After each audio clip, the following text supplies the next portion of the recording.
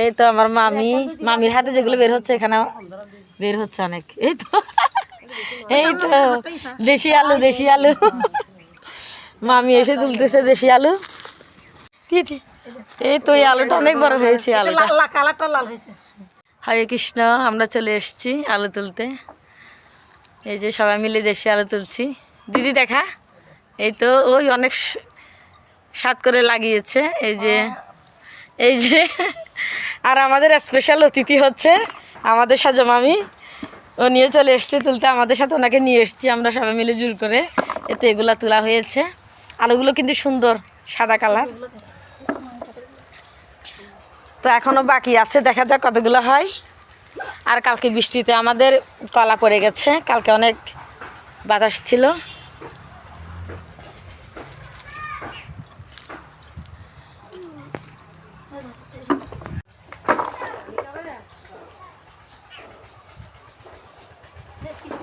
এই তো কি সুন্দর। না কের পাশে বিন্দেতার আর দাহানো অঙ্গি না দাহানো হয়তো নয় বিন্দেতারা। এই তো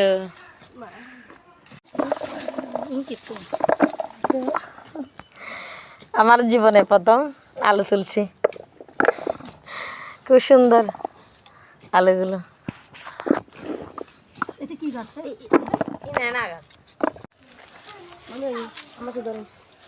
এখন আমরা তিতে করলা তুলছি।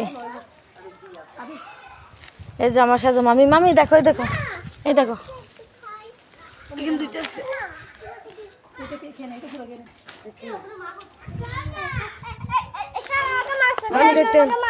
তরমুজ নিয়ে এসছে।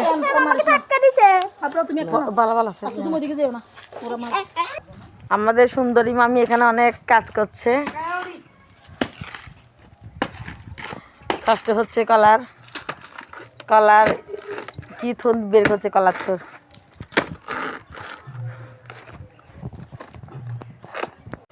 এখন সবাই মিলে কচু শাক কাটছে। এই যে বদিও চলে এসছে। বিকেল বেলায় সবাই মিলে ঘুরতে বের হয়েছি। এই যে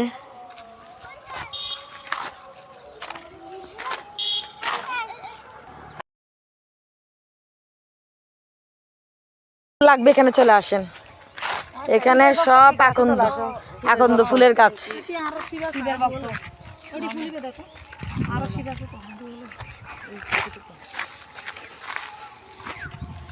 কারো আকন্দ ফুল লাগলে চলে আসেন, এখানে সব আকন্দ ফুলের গাছ আর ফুল ফুটে আছে।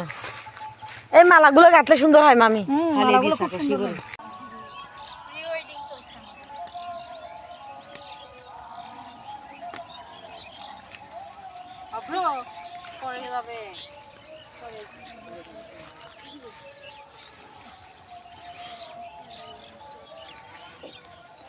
চলে আসছি আমরা মরা গঙ্গায় শাক তুলতে, দেখা যাক কি কি পাওয়া যায়।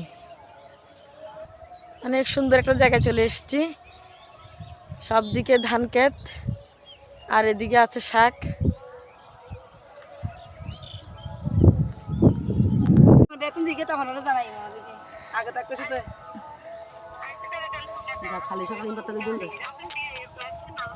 সবাই মিলে শাক তুলছি।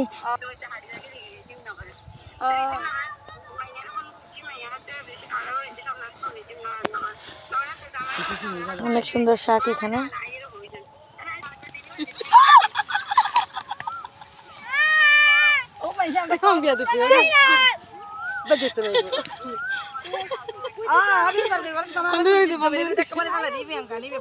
শাক তুলে সবাই নিচে থেকে চলে এসছে। মা আসো।